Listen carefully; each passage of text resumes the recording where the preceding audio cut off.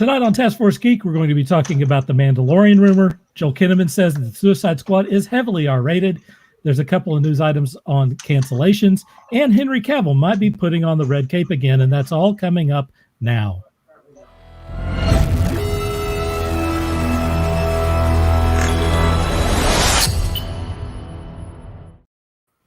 Welcome to Task Force Geek. My name is Dark Cooper, and today I am joined by Shawn.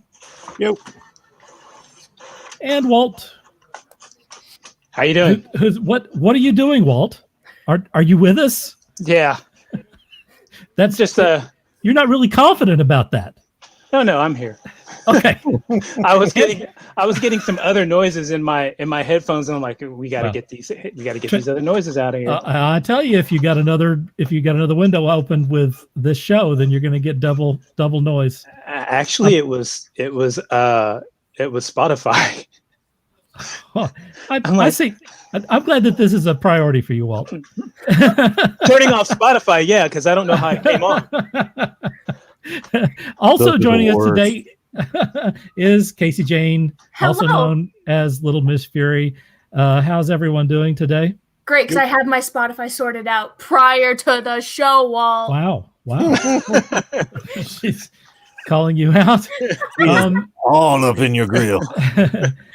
We were supposed to be joined tonight by comic writer Doug Wood, and unfortunately, he is sick. So hopefully we will have an opportunity to reschedule it with him in the future. Also, Scott is not with us tonight because he was traveling yesterday.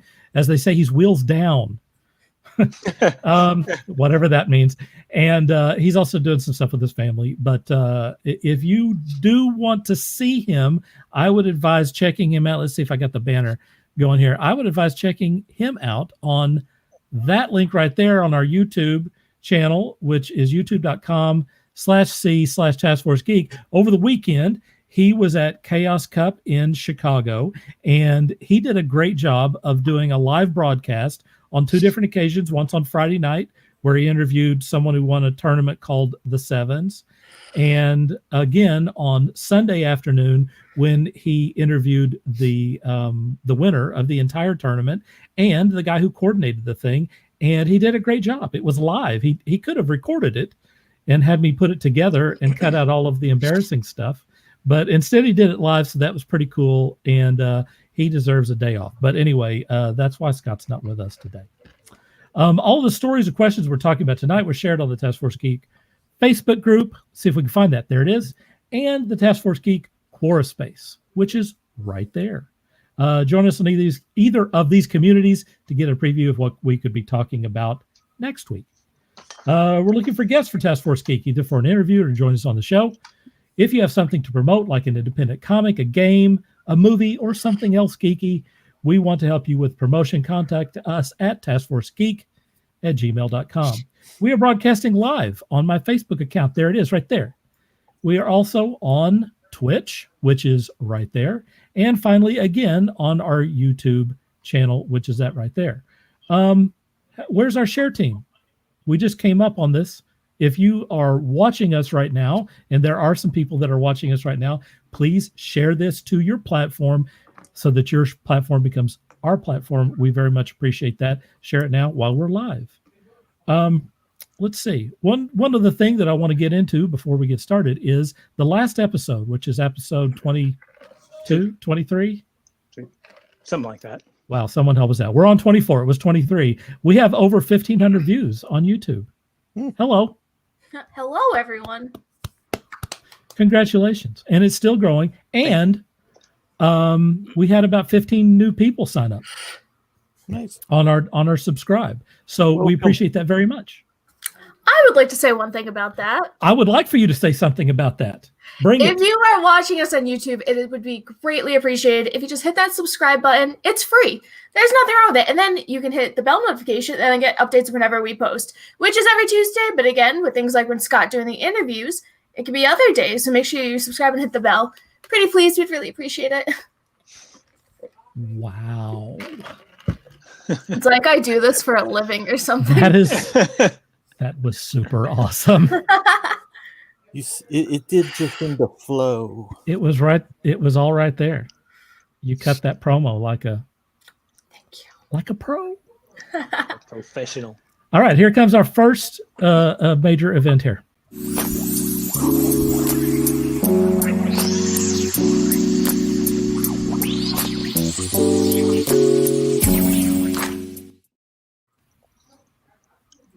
All right, while filming season 2, Pedro Pascal really wanted to have some scenes with his helmet off. This is a rumor. The Mandalorian creative team wouldn't budge on this, so Pedro Pascal, from what I've heard from 2 sources now, was frustrated about this and was also pretty darn uncomfortable in the Mando suit on set, so he became difficult. Unquote, from people who say that they know. Is someone getting in on our broadcast? Season 2 for the. By the way, this is purely a it's purely a rumor.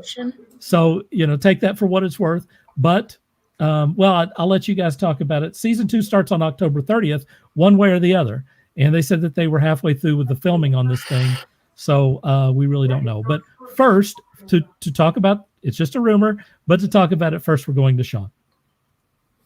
I don't know a whole lot about Pedro Pascal as far as his on-set persona. If he's hard to work with, if he's a diva, as it were. I don't know anything about him. I know that he was awesome in Game of Thrones. I really enjoyed his character in The Kingsman 2. Beyond that, I really don't know a whole lot about it. Right. I'm taking all of this with a grain of salt until I hear an actual reply from, per se, Pedro, or somebody in his management staff, or from Disney itself. This just seems like a bunch of crap. But who knows? Maybe it's true. Maybe not. I don't know. All right, going to Walt. I'm with Shawn on that, but I've been sitting around playing devil's advocate on that, and I've been doing both sides. Right. Mm. So, like, if the costume is uncomfortable, which I can see that. It probably is. I can see that being uncomfortable. Normally what happens, and we've seen, we heard this with Chris Hemsworth, Thor. The first movie, that outfit he said was very uncomfortable. Mm-hmm. But then they made modifications for the second movie, and he could move in it easier, freely. So if that's the case, maybe that's the case. That could be the case where they didn't modify the costume so that he could be more comfortable. But then again, also, if it's where he wants his face to be seen more often, he knew going into this, after probably reading the script, that Mando doesn't take his helmet off. Exactly. Yeah. It's baked into the story. Right. That's the whole point. It's like Judge Dredd. You don't see Judge Dredd without his helmet right where off. I was going. See, and Carl Urban was very, very specific about making sure that he did not take his helmet off at any time during filming. I believe the producers even said, do you want us to set up a situation here and a situation there? And he was like, dude, read the comics. He does not take his helmet off. Right. You never see his face. So I kind of got a feeling that this is all kind of just a bunch of internet garbage that, Pedro Pascal had to know what he was getting into when he did this. I'm calling crap. Yeah, I'm kind of with you on that. Hello to Betty. We're going to you, CaseyJane. Yeah, that's just weird to me, honestly. I can understand the costume being uncomfortable, because like we said with the whole Thor situation, like they fixed it afterwards, but I think that's a little like extreme, especially for like being an actor signing up for this, like what you're getting into. Yeah. But at the same time, if it's airing October 30th and we still like, there's been no official announcement, I don't know if that's true or not. I feel like by now there would have been like an official statement. Right. But that's, I don't know. I just think that's very weird timing for it to still not be said. Because if he quit halfway through, they'd have to get a replacement and something. I don't know. I don't believe it. Only thing I'd probably believe is the suit. Sorry, that's all I had to say. No, you're fine. I thought you were done. I'm sorry. Sorry.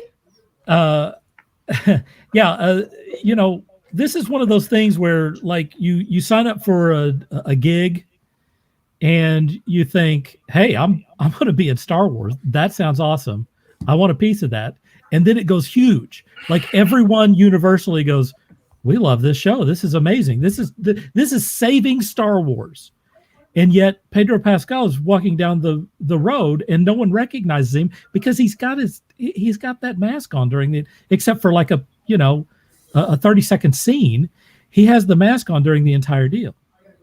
So it's possible. I'd prefer to give the guy the benefit of the doubt, but it's possible that he's having some sour grapes, that the Mandalorian has blown up like it has, and he's not really directly benefiting from it with fame. You know, maybe he's not on Entertainment Tonight talking about being on the Mandalorian or something, and that's rubbing him the wrong way. Maybe it's an ego thing. Right. Conversely speaking, Star Wars can ruin your career, along with Star Trek and a bunch of other things.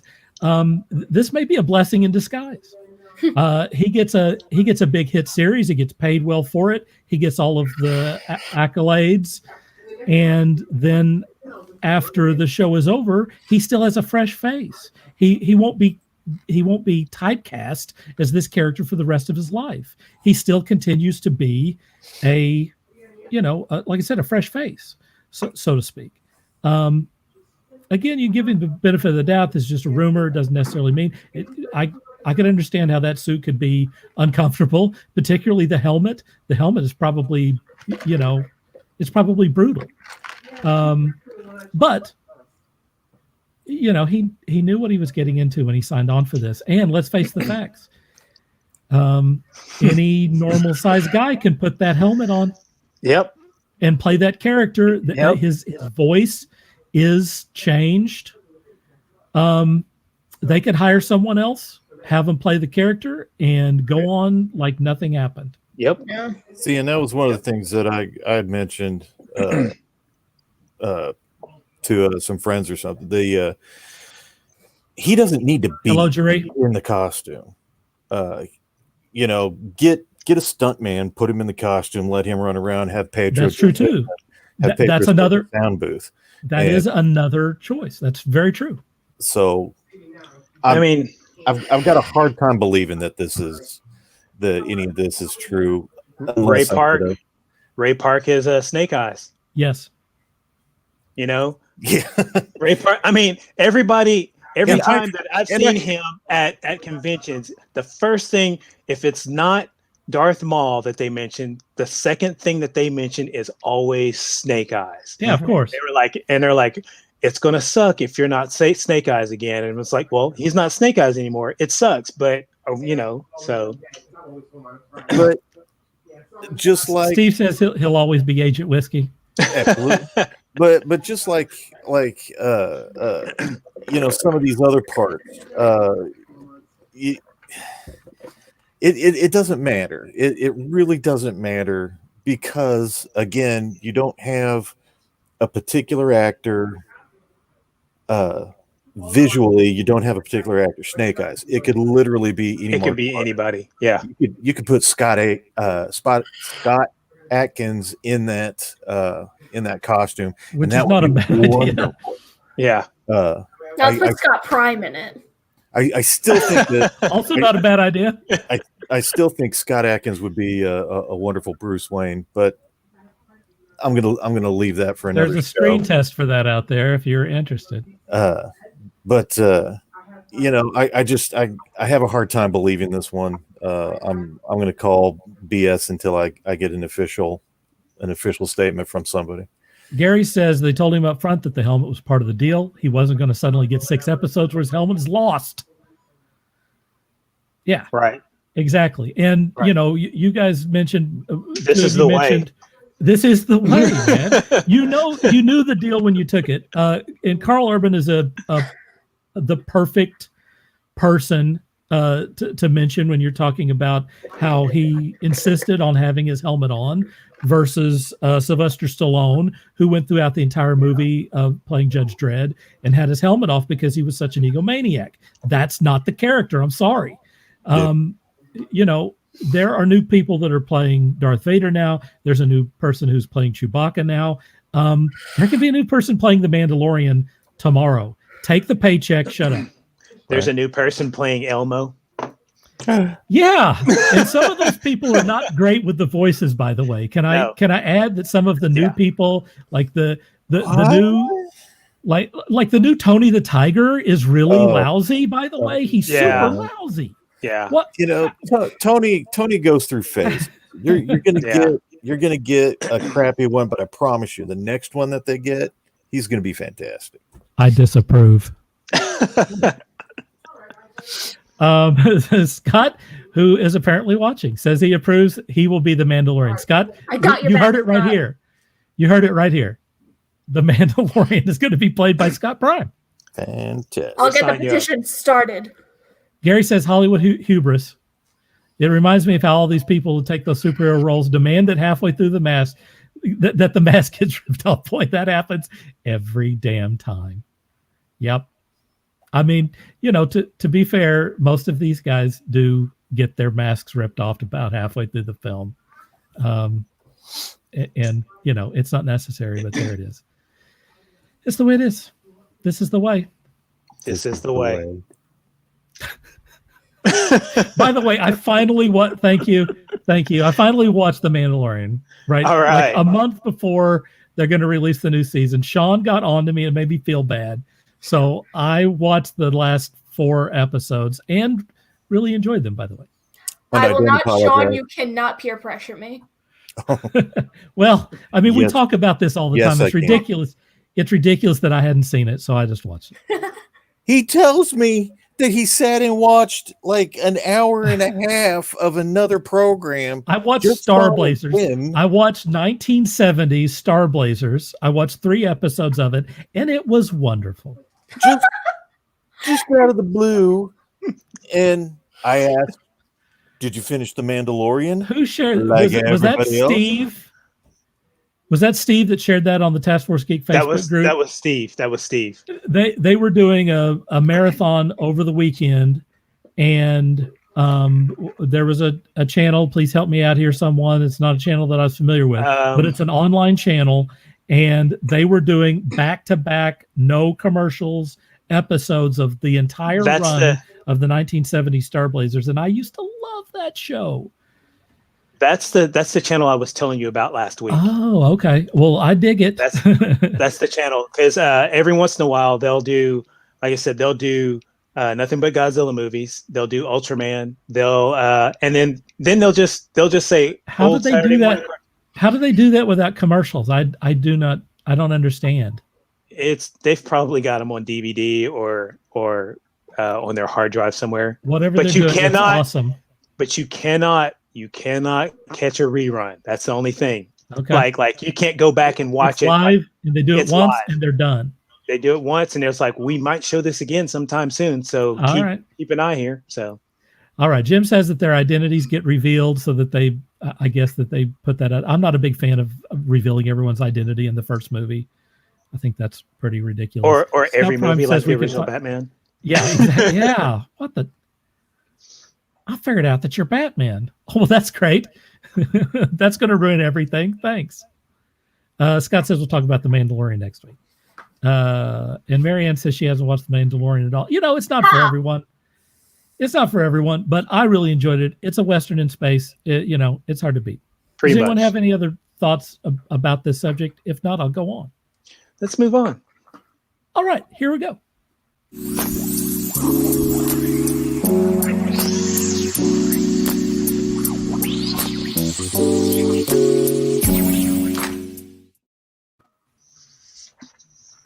right, we heard from one of the actors of the Suicide Squad this week, and it's Joel Kinnaman. By the way, Shawn and I were just talking about Joel Kinnaman last night, as a matter of fact. Kinnaman says of the Suicide Squad, which is a sequel to Suicide Squad, he says, quote, "The script is so funny. Every page of that script was funny, and every page made me laugh. James," that's James Gunn, the director, "just has this command of that genre, but also over every aspect of comedy and even the marketing. He just understands the world so well. And since he wrote it, he really reinvents not just the concepts, but also the characters. For me, it was like I did my first comedy, but it's heavily R-rated." He continues, "It was a real learning experience for me too, because I'd never done a comedy in that way before. So I asked James to work with me and teach me this shiza. And yeah, we had so much fun doing it," unquote. So, Shiza. you like that? The Shia LaBeouf. So the Shia LaBeouf. Yeah, I like that too. My question to the three of you is, how do you feel about an R-rated Suicide Squad, the Suicide Squad? And does this make this news, or what Joel Kinnaman said, does this news make you more or less interested in the movies? And I will go first to Walt. I'm all in. I'm all in. I mean, I have the original Suicide Squad comic book series, the whole run. Really? And I enjoyed that comic so much. Which one? The one from the 90s or the original? The original, okay. the Ostrander's run. Mm-hmm. So the fact that, I mean, we've got Polka Dot Man. Mm-hmm. I know what the fact that we've got like the D-listers, like actual D-listers, as far as actual villains, actual D-listers in this movie is amazing.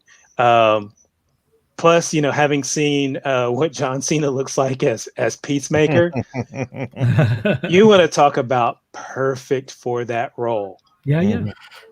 So I can't wait. I cannot wait. This is one of those movies, even if this Backstreet Boys is still going on, I think I might have to get a front row seat right for this one. Yeah.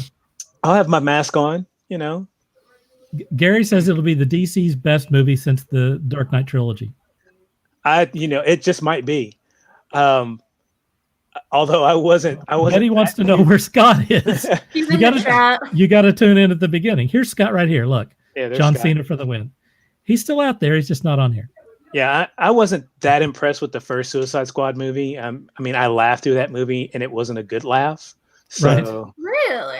Yeah, really. It was just like, I was laughing going, I can't believe they did this.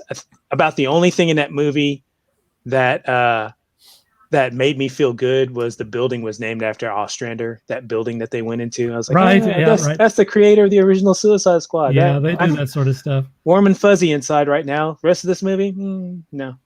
Not so much. All right, Casey, we're going to you. I'm all for this as well. But unlike you're a big Harley fan, right? I am, and I love Suicide Squad. So it's like kind of disheartening to hear like you didn't like it and you were laughing like a pity laugh. I don't know. I really like it, and I think it'll be great R-rated, to be honest. Like I want to see what they're gonna do with that makes it R-rated. You know what I mean? I'm gonna remember that. What do you mean by that? I'm gonna add that to my vocabulary. Pity laugh. Well, that's pretty much what you just said. It was a pity laugh. Am I wrong? No, oh yeah, no, you're not wrong. What I'm saying is I'm adding that to my vocabulary. I give you a pity laugh. Yeah, no, I'm really excited for it. Okay, Shawn, what do you think, man? Rated R, you almost expected it. They're kind of going. I think they're kind of going to go in the vein of Deadpool.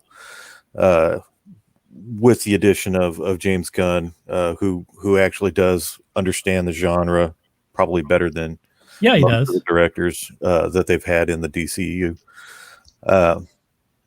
I don't have a problem with it being rated R. I'm probably going to be one of the few that appreciate him actually taking the gloves off and just kind of running with it. Chances are it's going to be extremely heavy with profanity. Yeah. It's probably going to be the deaths which I suspect that there will be, instead of just the 2 deaths that we had in the previous Suicide Squad, we're going to have multiple deaths. Yep. And I suspect that they're going to be fairly graphic. This pulled together is going to give us our R rating, and I welcome it. Yeah, I agree with that. Gary says he laughed at how bad the original Suicide Squad was. Suicide Squad had all of the elements that it needed. It's just that story was just it didn't flow, and I'm willing to bet it's because the CEOs got their hands in the till and started making cuts. What? Yep. Are you saying that Warner executives tinkered with the movie? Hard to believe. Now, I'm just suggesting. That's just craziness. It's Now, all speculation. Now, if you want to see some really good Suicide Squad movies, the animated ones are great. They are great. And of all those DC animated movies, the Suicide Squad movie is probably one of the best ones. And the last one, which is, I guess, Apocalypse War, the Justice League Dark Apocalypse War, they're in that. And they're probably the most enjoyable characters in that whole movie, other than Constantine. So Constantine is good in those movies. Yeah, Constantine is good. They know how to write him.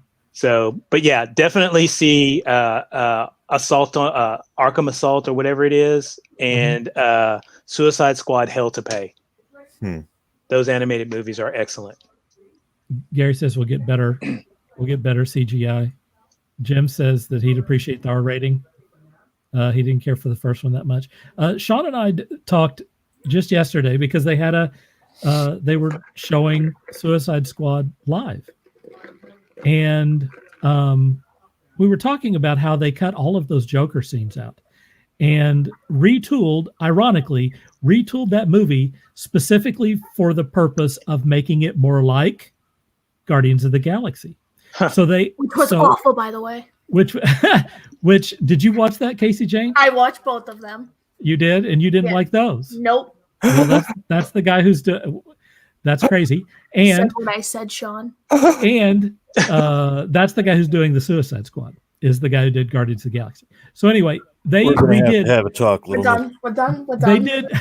They redid the original Suicide Squad to comport with the style, particularly the music and the cutting, the editing, the graphics, and everything else to be more like Guardians of the Galaxy, because Guardians of the Galaxy was such a great hit, which ironically was directed by, again, the guy who's doing the Suicide Squad now. So they do get that benefit. Also, what was cut out of that original movie? I know that with Batman versus Superman, they cut out a lot of plot, which is a problem.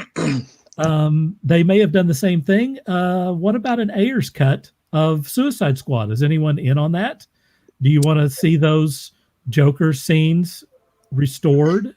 Supposedly, it's being pushed. I would like to see that. I know that they say that those Joker scenes add a little bit more context as to why he's doing everything. From what I heard, though, is that the Joker scenes took away from the story about the Suicide Squad. I'm sure it did. I'm sure it did. And because he owned every scene he was in. Right. And it doesn't make sense to feature that much of the Joker if this is a Suicide Squad movie to me. I mean, would I like to see him? Would I like to see him? Well, yeah, I'll see him, but I'm not I don't want to see them cut back into the movie. I would like to see them as, hey, this is what we cut out of the movie, so I can say, okay, so that's why they cut it out of the movie, Right. Jim says he loved the Guardians of the Galaxy so much that he literally bought both of them on Blu-ray today. And Scott says that Guardians of the Galaxy is the best Marvel film. Scott, you're wrong. I say that Guardians of the Galaxy 2 is the best Marvel You're film. also wrong. I'm still stuck with Winter Soldier. as the And best that's one. and that's a great pick too, by the way. Winter Soldier, in my opinion, is by far the best of the MCU. And I if that was consensus, and in a lot of circles it is, I would be perfectly fine with that. As a new Captain America fan. So we know why you're a Captain America fan. I would say that's like the second best. As long as she's a fan, that's all that matters. That's all that matters. That's it. That's all I that still matters. like Iron Man more. That's all that matters. Let's see. Okay, here's my take on the Suicide Squad thing. I am a huge James Gunn fan. I want everything that he does, and this is supposed to be the most James Gunn film of all James Gunn films. He is really supposed to be ripping off the lid on this. It's going to be funny. It's going to be crazy. I think that, like other people have said, that there's going to be the meat grinder on this film. People are going to die. It's going to be gruesome. There's going to be a lot of jokes, and it's going to be highly unpredictable. You're never going to know what's going to happen. And if that means that it's rated R, then let's have it. Let's have that movie as rated R instead of cutting it up and making it less because you want 13-year-olds to see it. Take the loss on the 13-year-old. I mean, 13-year-olds are going to see it anyway. I mean, Right. Let's be honest. 13-year-olds are not the same today as they were 20 or 30 years ago. There's a thing that maybe you guys have heard of called the internet. 13-year-olds, right? This whole R-rated movie thing is kind of a joke anyway. There's nothing in R-rated movies that people at the age of 13 or 12 or 8 haven't already seen and seen many times. And honestly, in most cases, kids can handle it. So anyway, let's have the rate. Deadpool killed the whole rated R movie stigma, which is, if you make a movie that's rated R, people will not go see it.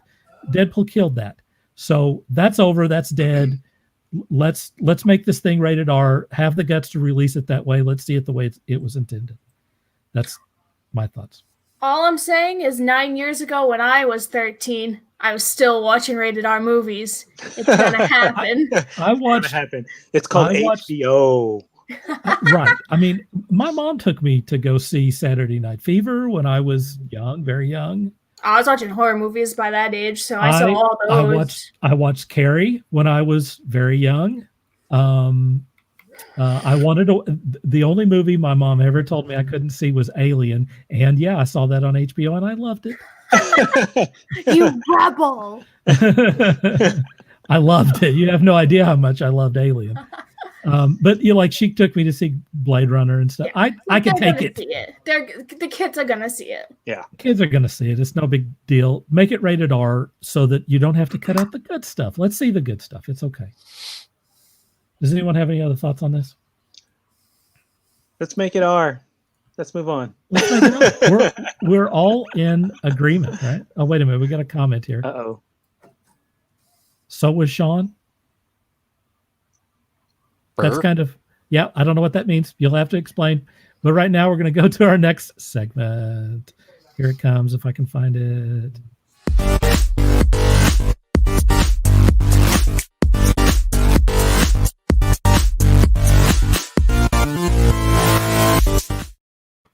That'd be faster pace. God. You like that? That was new. I don't like speed that up. So cancel culture, maybe not what you're thinking of, because I love cancel culture. Our first story tonight is that Supergirl will be taking her last flight. The CW and producers Warner Brothers TV and Berlanti Productions just announced that the drama series starring Melissa Benoist will conclude with the upcoming 6th season set for premiere on the CW in 2021. It is the second series for the CW's DC Arrowverse to come to an end following Arrow, which wrapped its 8-year run last season. Between the delays and Supergirl's downward ratings trajectory, I hear the producers, the studio, the network, and Benoist came to a decision that it was better to end the show with a longer final season. So first up, I'm going to go to CaseyJane. No comment. I suspected that. That's all right. We'll go to Walt next. Yeah, that's I found that kind of surprising, shocking, especially after reading other articles and finding out that she's also expecting or something like that.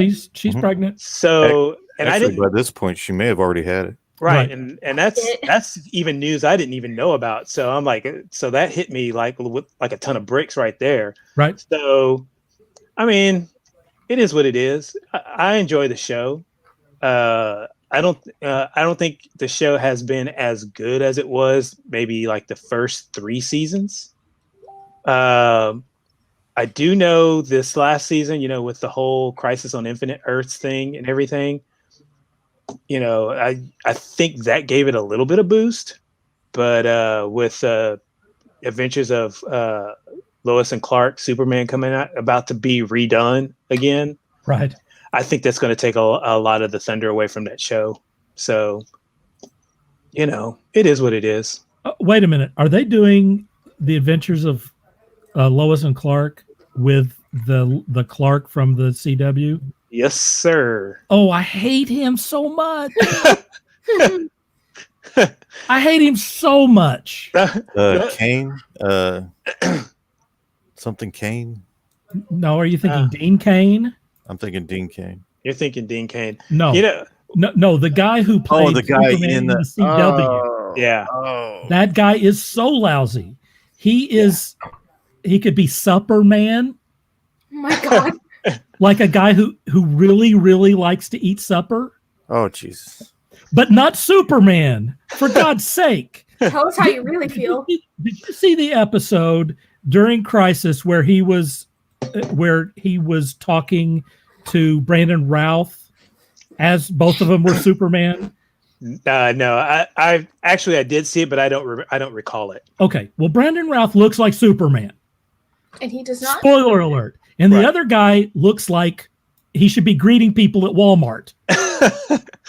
He's terrible. Dang. Oh my God. I don't think he's that bad. He should never play Superman again. Dang. He could Although- play in a 3rd grade production at Moore High School. Woo! Hey, Scott, where's your Spicy can King play- crown? He could play Superman at that. Oh my lord. Now, Maybe. to counteract you Why there, are you so mad? He's so passionate. to counteract you on that, I hate that this guy. is not I want to fight him. oh, I will fight him. This is not my personal opinion, but this is an opinion that I got from a blurred group. For those of you who don't know what a blurred is, that's a black nerd. Oh my god. So Okay. around the time Captain Marvel came out, of course there's there's the image shaming of people, image shaming. Right. So around the time Captain Marvel came out, I think is around the time that they introduced that this guy was going to be Superman on Supergirl. And so there became a comparison of butts between hers and his on this blurred note. And they were like, his butt looks better than hers. Oh, wow. And I was like, okay, that's wrong. And I'm laughing. I am definitely going to burn for laughing at this. Wow. So that's just on a side note. So you're saying he has a good butt. They're saying he has a good butt, and But that's it's not America's though. Exactly. No, but it does fight for what's that line Superman says? Justice and whatever. Anyway, moving on. That's what he said. Moving on. That's what he said in Superman Returns is whatever. Right. Yeah. That was he Anyway. can fight for tooth and something or else. I don't know, but not as Superman. Truth, justice, in the American way. That's it. Truth, justice, in the American way. Tooth, just Truth. ass, Just and the Amway. tooth He can fight for that because he's terrible. Oh, Oh my goodness. Shawn, we're going to you next. Well, about Supergirl. oh, we're talking about Supergirl. Yeah, oh, Supergirl. My bad. Yes. I completely thought this was a Superman kick That's- here. It That's- can be. As far as it ending, to be honest, I bailed on this show probably about a season, 2 seasons ago. As did everyone else. They started putting in a bunch of this SJW stuff, and I just wanted a show. I just wanted a show that I could enjoy. I didn't want to be preached to. I didn't want to be politicked to. Just make me a cool show. I think this is good for Melissa Benoist. I Right. think I'm saying her name correctly. Right. I think this is good for her so that she can move on to. I mean, she's a good actress. She made the character unique. She made the character enjoyable and relatable, much like her predecessor from the films, who in the show played her mother. I think she did a great job with the character. I'd like to see what more she can do beyond this. Not to mention, this gives her a chance to hopefully have her baby and to just kind of relax and enjoy being a parent for a bit. So all around, I think this will work out. Yeah, I'm a little bit of agreement with you on that. The social stuff was a little heavy-handed. I mean, I don't mind it if it's done well, but when you just slap people in the face with it, it comes off eye rolling. Like, oh my goodness. If it's a part of the story, it's fine. But whenever it's forced into the story, it's like, exactly. Yeah, and it's the wokest of the woke CW. Yeah, it's series. I mean, it's woke for the sake of being woke. I mean, I will agree with you on that. That they should call it super woke.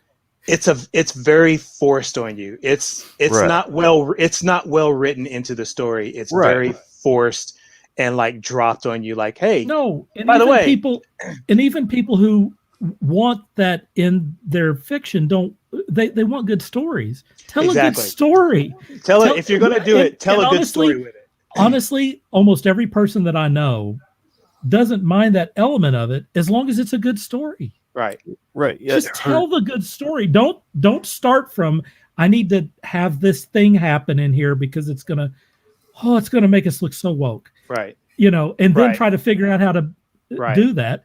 Start from the other direction and say, let's tell a good story, but let's tell it from a different angle.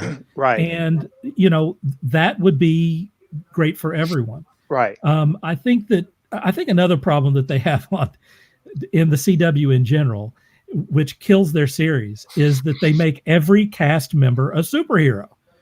It's like, it's not just Supergirl, it's Supergirl and the Martian Manhunter and Guardian and Brainiac 5. Yeah, Brainiac 5. And it's like, like everyone she knows, anyone she touches becomes super powered.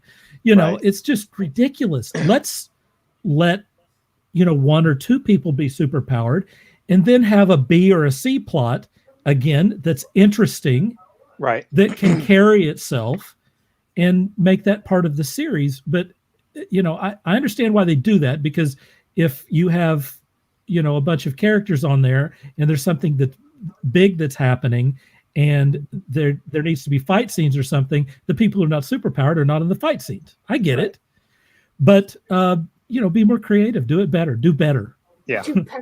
Do better. Like, come up with some plots and stuff that make those characters interesting anyway. Like Legends is a group. We get that. You're going to have multiple characters in Legends. Exactly. But then Arrow became, hey, it's Team Arrow. We've got Wild Dog and this guy, Team Arrow, guy, and this person and that person, and every time you do that, you take time away from the main character, Green Arrow. Right. Maybe we'd like to see Green Arrow solve some stuff. Right. Or punch someone in the face, right? Or whatever, but he doesn't. There's no time for him to do that, right? Because everyone else on the team has to do something. The team. Ridiculous. All right. That's my soapbox moment. So we've solved that issue. And we learned what a blurred was. So yes, that was good. Learned what a blurred was. Scott says he has it covered. He will also play Chubby Dad Superman. So he's going to be the Mandalorian and Chubby Dad Superman. He's going to be busy. You know what? That's Be fine. quite busy. Hey, well, if we can have some guy who's going to be the Vulture in Spider-Man movies and play old Batman in a Flash movie, hey, Scott, just remember small people when you make it big time. That's right. yeah. When you're both in the DC heroes and in Star Wars, just think about the rest of us. We're moving on to the next subject, which is still in cancel culture, although this has been debunked, supposedly. But I'm still going to talk about it because I kind of believe that it has not been debunked. And I'll explain myself in a minute. So they say Star Trek is dead. This is from Giant Freaking Robot, which is not Variety, by the way. They say Star Trek is dead, or at least in movie form. Paramount was at one point working on 3 different Star Trek movie ideas, but according to their sources, all 3 of the Star Trek movie projects they once had in various stages of development are now totally canceled. Talking about the state of Star Trek at Paramount, our source says, quote, Paramount is no longer in the business of making Star Trek movies. They see it as more a television property and aren't willing to invest in future Star Trek movies anymore. If one of the shows on CBS takes off, that could change, but those shows aren't generating enough interest, unquote. Since that story came out, there have been another couple of stories that have quotes from someone at Paramount that contacted him that disputes this story. But the fact remains that the Noah Hawley, the guy who did Legion for FX, he was supposed to do a Star Trek movie. That's dead. Star Trek 4 is dead, probably because of salary negotiations and so on, because they can't afford to get Chris Pine back. They were going to get Chris Hemsworth to reprise his role as Kirk's dad, and that obviously didn't work out, and they don't know what to do with it. So that is still very much dead. And there's no movement on the Quentin Tarantino movie, which they've been talking about now for about 5 or 6 years. So despite the fact that Paramount is pushing back on this, they didn't exactly announce that they're working on anything. So I think they're just kind of trying to cover their behind. That took you a second. There's so many words I could have used. We're going to go first to Shawn on this. Do you think this is a rumor? Do you think we're going to have some Star Trek movies coming up? Or do you even care? No.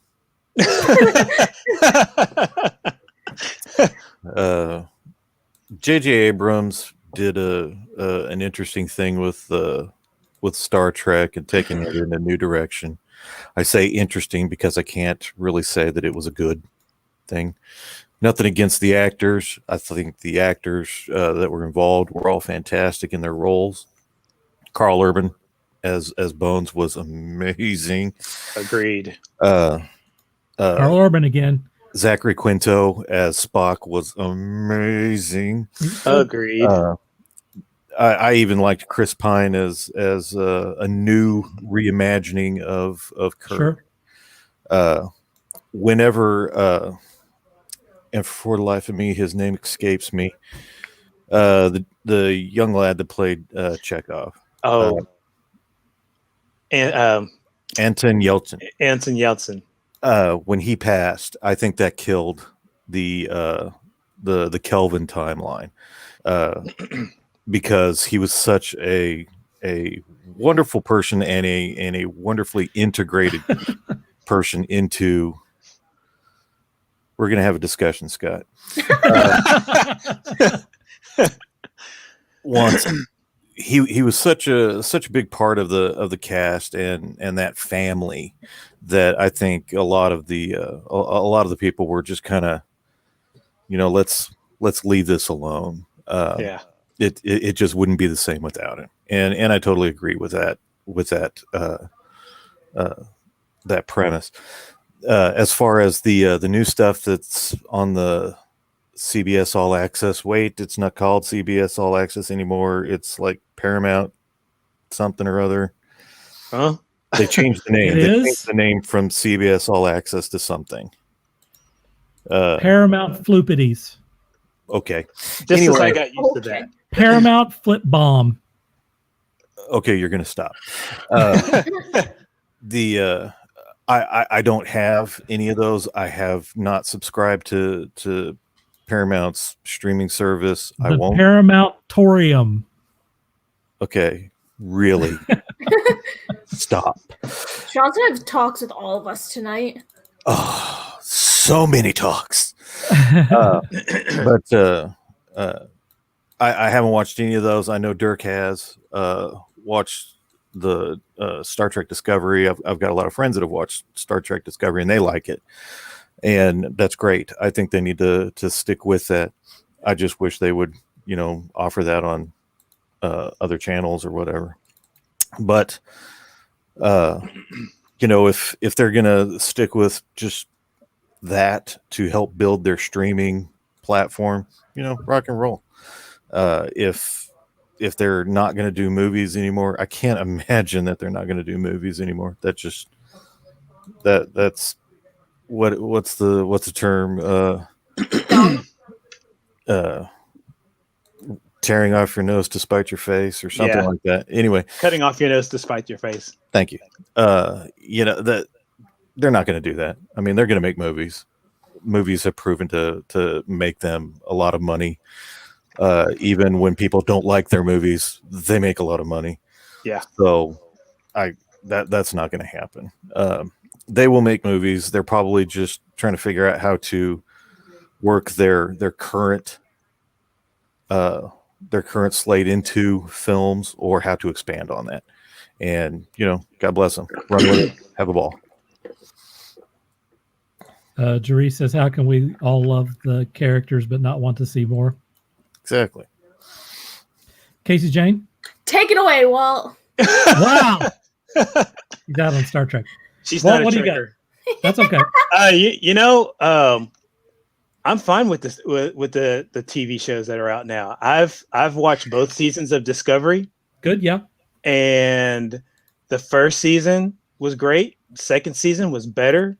Looking Agreed. forward to the third season. Yep. Haven't watched Picard yet because I'm waiting for it to show up on Blu-ray at the nearest Walmart. Yeah, and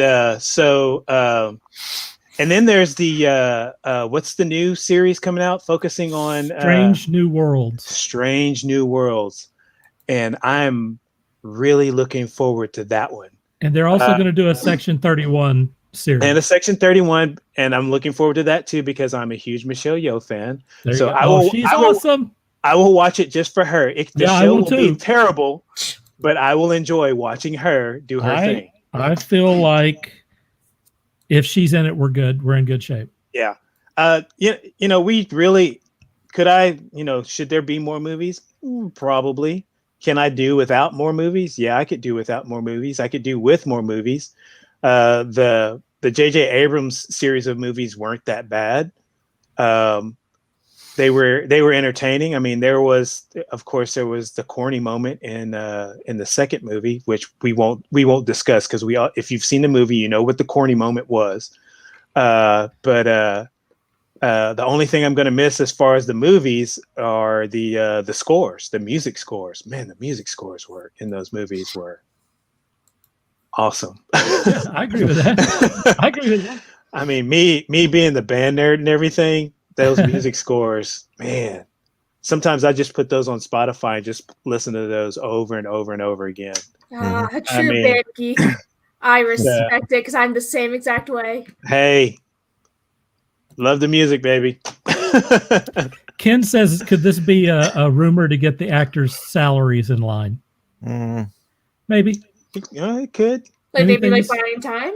Anything is possible, but the two biggest holdouts for Star Trek 4, and really the Tarantino movie was supposed to be the Star Trek 4. The biggest holdouts were Chris Pine and Hemsworth, and supposedly there had been an agreement and they were about to move forward on it, and then the Backstreet Boys hit.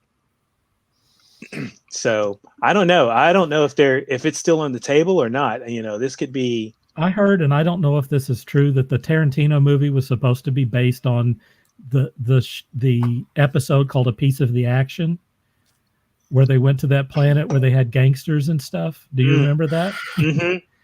That would be an interesting take. That's what I heard too. So okay. we're going to get a time travel, another time travel movie out of Star Trek. I mean, that does fit well. That comports well with Tarantino. Yeah. That's an interesting take on that. And, you know, very much, you know, it works within Star Trek too. And the J.J. Abrams version of Kirk would fit quite well in a movie like that. Sure. Ken says the Discovery 3 comes out on CBS this week. He also says the band Nerds rule. Rock on. Dree says that she's with you on the music, and Scott says he does not want to see A Piece of the Action episode. So my take on it is this. I think that if you're talking about movies, I mean, the Star Trek movies was kind of a weird thing to start with. Star Trek is made to be a television series. It's meant to be a little slower. It's meant to be a little bit more high-minded. It's meant to be, you know, something that can, I mean, I like the fact that the CBS All Access or whatever they're calling it, Paramountorium episodes are, you know, they are not single episode things. They have a storyline that goes throughout the entire season. I think that's one of the benefits of doing a television show is that you can tell a story, an overarching story for 10 or 15 episodes or whatever, and can also tell smaller episodes in between, that sort of thing. That's the benefit of what we have with television now that movies can't match unless you look at the Marvel Cinematic Universe where they tell an overarching story over the course of 10 years. Well, we're not getting that with the Star Trek films. We're getting one-offs with the Star Trek films. And the thing about doing a film is you're not going to get a highly introspective political film from Star Trek. You're going to get a lot of pew-pew, and you're going to get a lot of explosions. So if you like the action and stuff, that's what you're going to get from Star Trek films.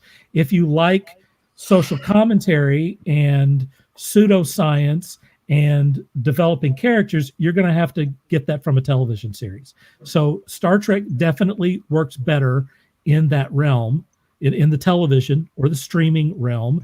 And right now they're doing pretty good on it. Now, I don't know how popular these series are. And for the purposes of CBS All Access, it doesn't have to be that popular. They just want subscribers. So if they're getting Star Trek subscribers to watch these shows, then mission accomplished. Discovery started out just like every Star Trek series, a little shaky. The second season was much better in my opinion, and introduced several characters which are going to go into that Brave New Worlds thing, which could possibly be the best Star Trek series ever made. I mean, the Captain Pike character is amazing.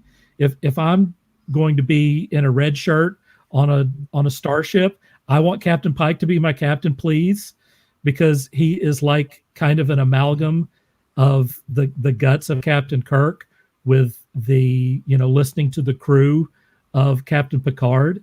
And I think that's a pretty good combination. Their new Spock is awesome. Wow, the new Spock is great. And who is it? Who plays number one?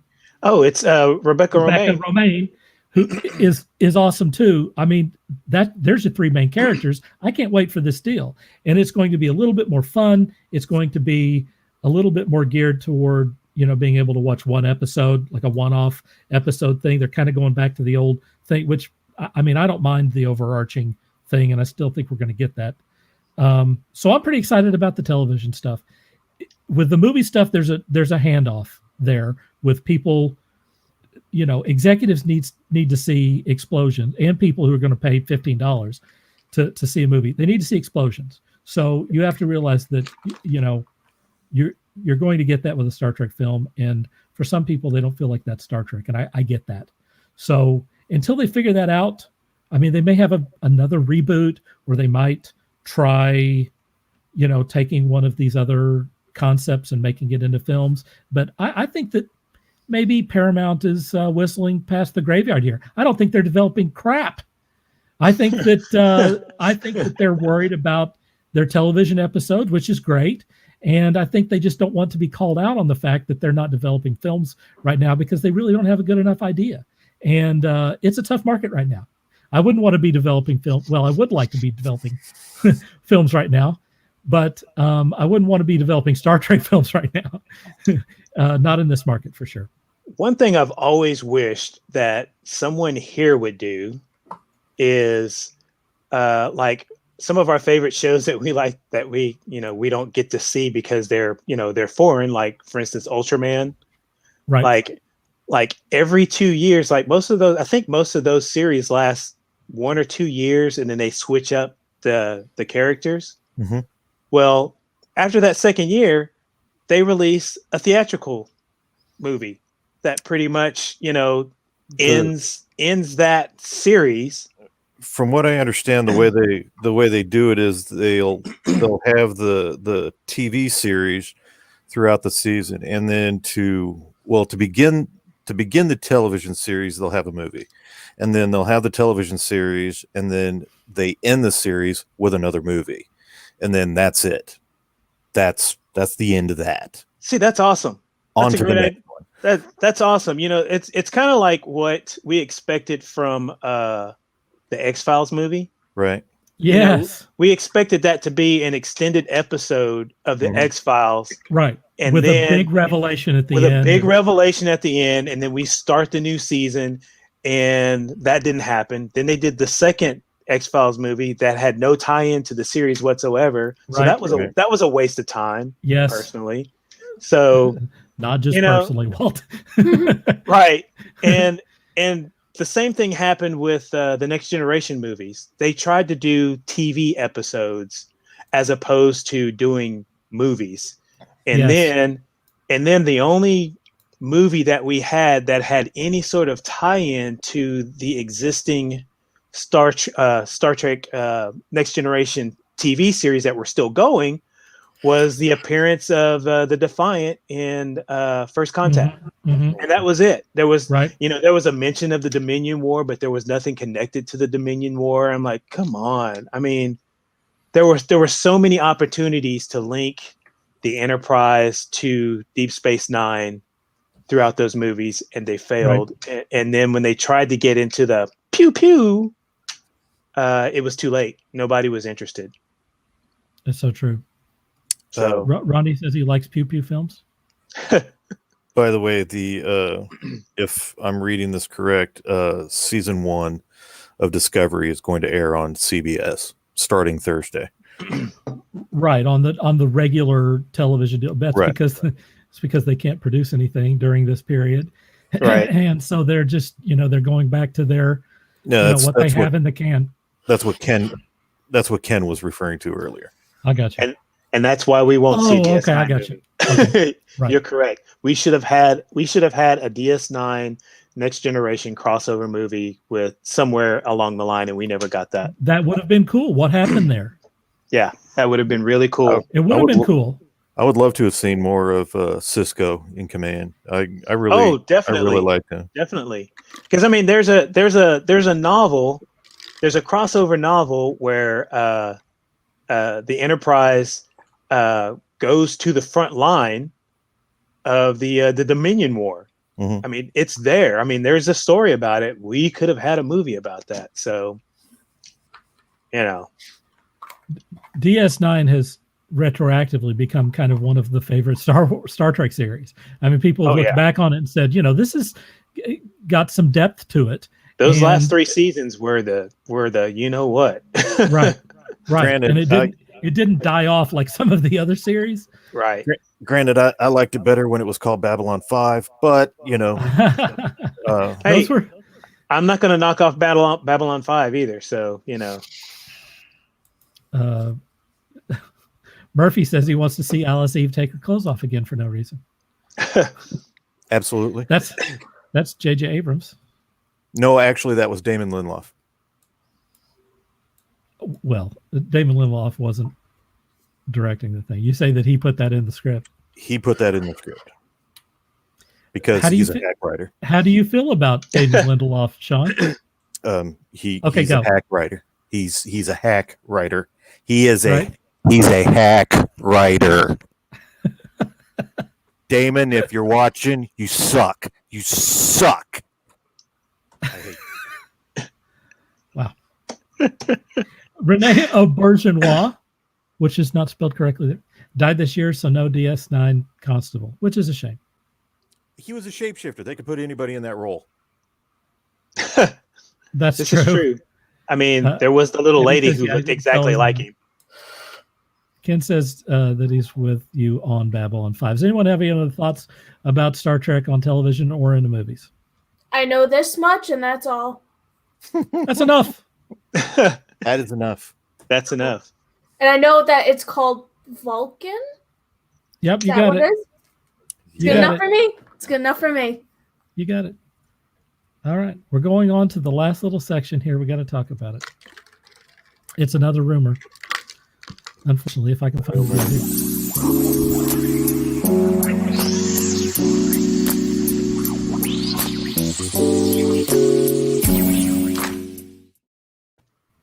It's a rumor. I hope it's true. Sources close to both TCN and DCU News have confirmed Henry Cavill has signed a new deal to reprise his role as Superman in future DC films.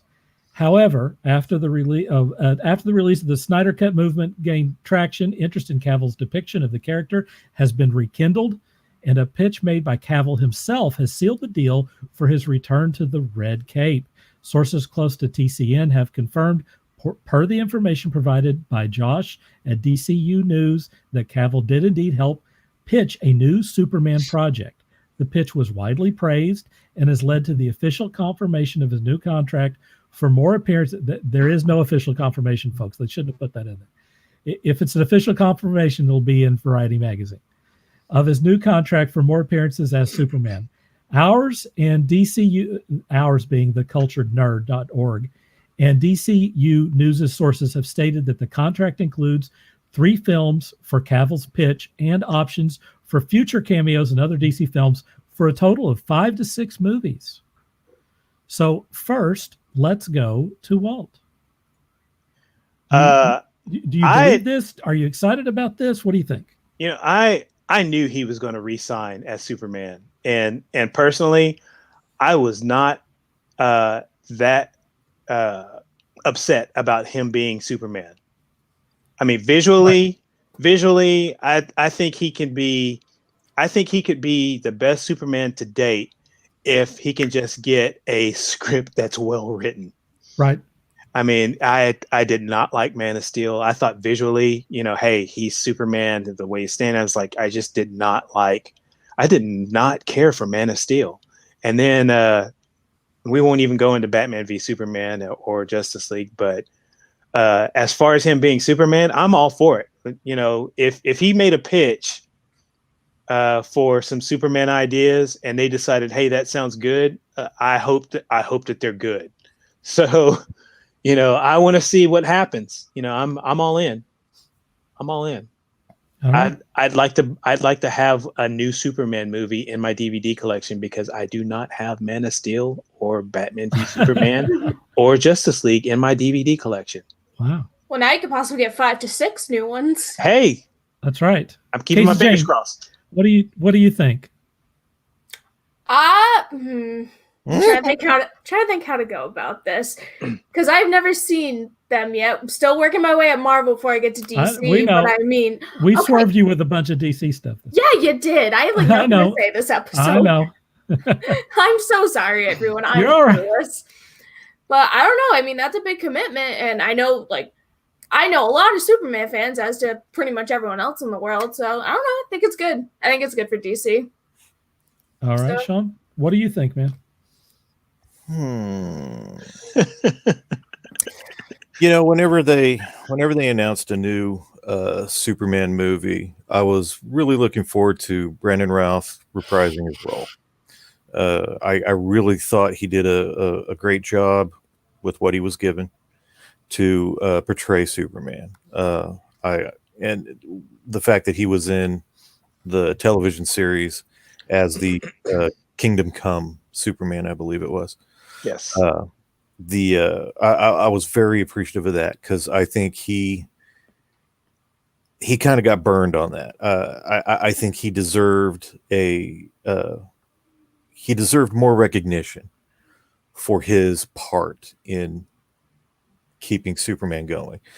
With that said, when they announced Henry Cavill as Superman, I'd only seen him in the movie The Immortals, and I thought, this guy's too thin.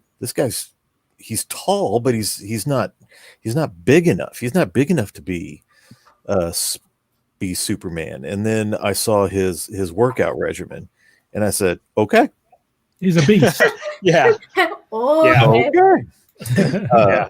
I don't know how much meat he put on for that role, but dear God, that man hit the gym like nobody's business, and he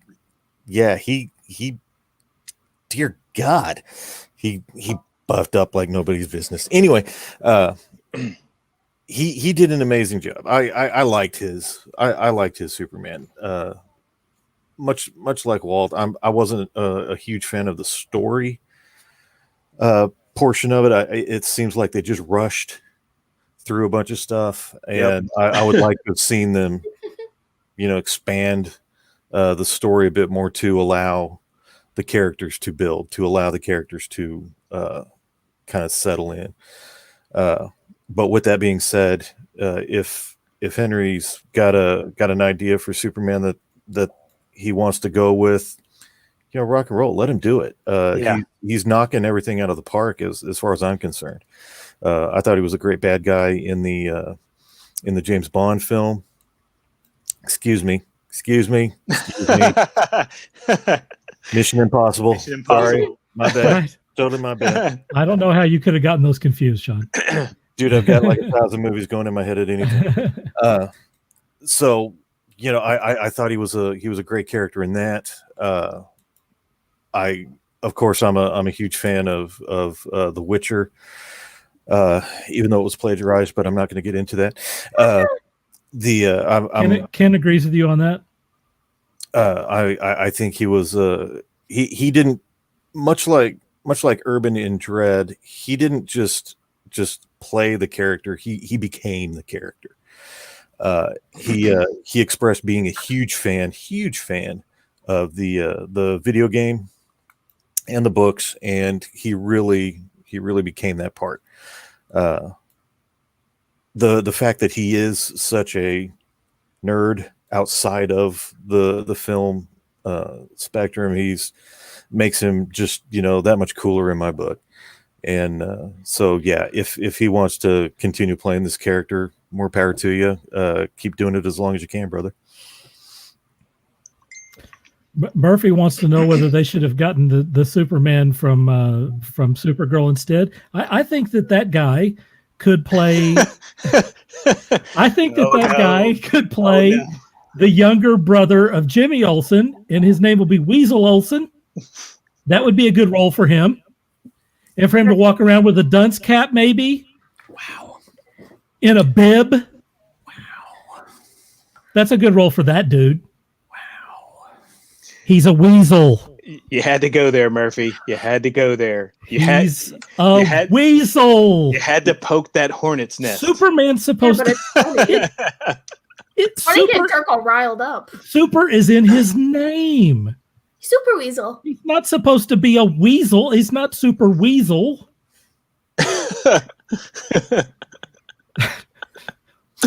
He was good in Road to Perdition. Good. Of course, he was 12, but well, that's what I'm saying. He looks no different. Amazingly, actually, he doesn't look all that different. Just taller and a little bit thicker. Not too much taller though. Probably not too much taller. Not I much can't thicker. judge anyone on height, so I'm not saying anything.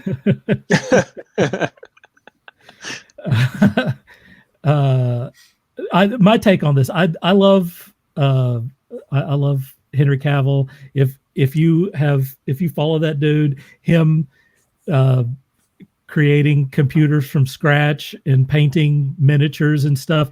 This is a guy who is legitimately like, he loves this stuff. So he has this opportunity to play Superman. He believes in it. He really wants the role.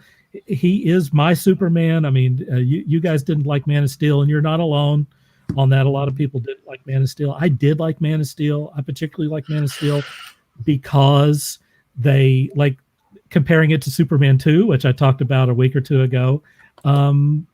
He was a Superman that was carrying the weight of the world on his shoulders. I realize a lot of people don't like that take on him. They want him to be a little happier, a little bit more hopeful and stuff.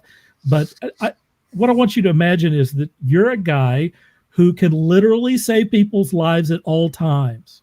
So you've got, like right now, you've got some, you have some fires going on out in California. If you're Superman, you go out and save people's lives. You're custom built to fly in there, pick people up out of fires, and get them out of there. It's not going to hurt you. You can go save some people's lives in California. At the same time, we have flooding that's going on down in New Orleans, for example. You could be saving some people's lives right there. So you have two places right now in the United States you could be, forget about Metropolis. Metropolis has always got crazy stuff going on, right? Aliens and killer robots and all that sort of stuff. If you're Superman, Tuesday.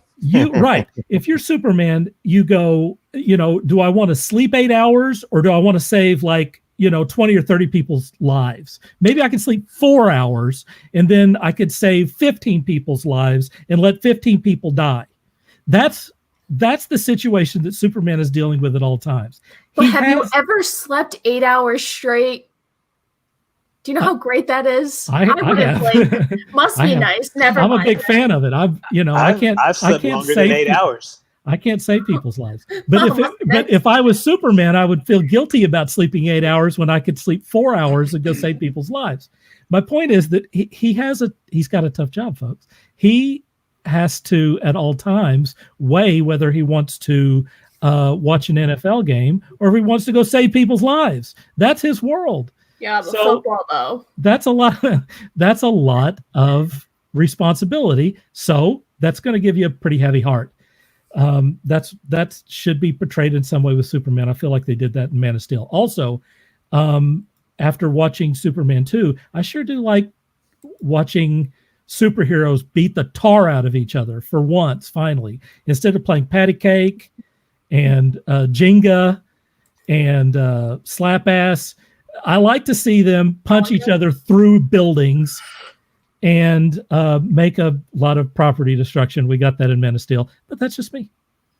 So in any case, I didn't dislike Superman, Man of Steel. I didn't dislike Batman versus Superman. I didn't dislike Justice League. I just think that the stories could have been better. Visually, they were fantastic. Love the costume. Love the action. I disliked Man of Steel. I disliked Batman v Superman, and I pity laughed throughout Justice League. As did we all. I know what that means. I am excited. I don't even watch the show and I know what it means. I hope that Henry Cavill did sign for 5 or 6 more films. I think that's great. And if he can get the stories that several of you have mentioned that you would like to see, even better. Because I think that given the correct story, that Henry Cavill can beat the other people who have played Superman because he looks the part and he loves the part. Legitimately. Totally 100% agree. Mm-hmm. Totally 100% agree. I mean, my whole deal with Man of Steel and Batman v Superman is just that the whole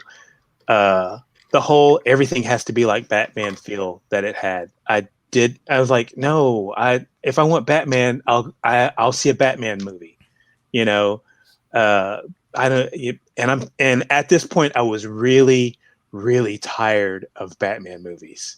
I mean, I'm still in that mode where I'm really tired of Batman movies. You're not alone on that. I think Scott has mentioned that too. Yeah. I'm really tired of Batman movies, even if it's Pattinson. It better be good. That's all I can say is that it better be good. and so far the nuggets that they've given us, it looks good, but I don't trust nuggets anymore. So, you can't. No, you can't. You can't. You know, they know what to show us to make us excited, but that Right. doesn't mean the movie's good. So For sure. like I want to see, I want to see more Wonder Woman movies. I want to see, I do want to see another Aquaman movie. Hopefully, the first one wasn't that bad. Wasn't that good either, but I'd like to see another Aquaman movie. Hurry up and do The Flash. I'm a fan of the Scarlet Speedster. I mean, sounding more and more interesting all the time. A decent Green Lantern movie. I am a huge Green Lantern fan. I think we'd all like to see that. A decent Green Lantern movie. Is that Ryan Reynolds? He was in that movie, and he made fun of it in the Deadpool movie. I would say that's what I thought. Yes. Okay. Okay, You're let's see if we wonderful. can get some of these Which was comments out. beautiful. Yes, everything that Ryan Reynolds does is wonderful. Ken says he loved the social video that he did, standing on the streets wearing a Superman shirt, and no one knew who he was. That was interesting. Funny. That was interesting. It kind of proved a point, didn't it? Murphy says that him and Griff is his dog are rolling. What if he landed in Russia, like in Red Sun? There's an animated movie of that one too. Really? I'd like to see that. That'd be good. Scott says that Henry Cavill's a bad Superman because he didn't reverse the Earth to help. That is so ridiculous. Yeah. And he said he'd like to erase those original Superman movies from existence. I just like to erase the endings. Yeah, fix the endings. Those were super terrible. And Gigi says Shawn may not be the Man of Steel, but he is a Superman in my book. So with that, I am going to pop that off, and we're going to go to our next section, which is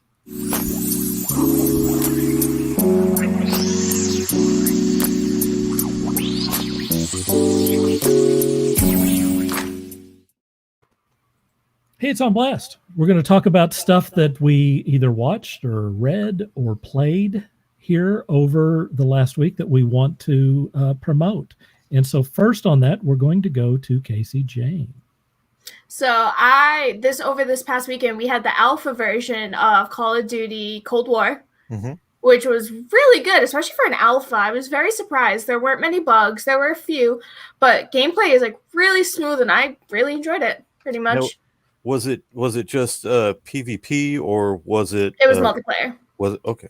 Yeah, it was only multiplayer. We only had to select a few maps, and then we only had to select a few of game modes. And it was just a rotation through all of them. You couldn't select just TDM. Right. But it was from what I was able to play, I genuinely enjoyed it. And it is a Treyarch game, so it's not surprising that I actually enjoyed this one. But yeah, right. It was really good. Did you play you said you called it, did you call it an alpha? Yes, it was the alpha. It's an alpha release. Was this something that only you got to play? Or, Nope, it was free for special everyone. deal, it was free for everyone. Yes. Even if you didn't pre-order it, you were able on to what play it. platforms? I think it was just PlayStation this week. So are they going to have a beta also? Maybe tweak some stuff and. Yeah. So the beta is set for October 8th. I want to say October 8th. And then it rolls out. So the way they always do their beta is it's PlayStation exclusive for the first week, and then they'll roll it out to Xbox and PC. All right. But you can only play the beta if you pre-ordered. What was the map that you played on? The map, there was a rotation of different maps. So where did they put you? It was set in the 80s. One of them was in Miami. Okay, that's what I wanted to know right there. One of them was in Miami, and the other one, I don't know. That's it was cool. in the desert, but it was really good. I very much enjoyed it. I'm very excited for this upcoming COD season. That's really cool. I might actually get in on that beta test there if that's the case. That sounds fun. All right, Walt, we're going to go to you, buddy. Let's see. I bought a copy of Top Gun for the first time ever. You did? So I have a copy of Top Gun. Not the new one? Not the new one. Haven't watched it yet. I need to go back and watch it. Funny. Actually, when I do, I'll probably just fast forward through all the drama and just get straight to the air. You want the flying stuff? Do you want the flying stuff? Yeah, I don't care about the story. I know what it is. But as far as watching things, if you're not watching Lovecraft Country, oh yeah, man, is it good? It's good. I will say this last episode was did not feature the main characters. And I'm not gonna say anything about what happened in it. This week was good. Last week was pretty effed up. But this week, for any of you anime fans out there, specifically Naruto, you will want to get to this episode if you're a Naruto fan. Wow, that's and I'm just gonna tease. I'm just gonna leave it at that.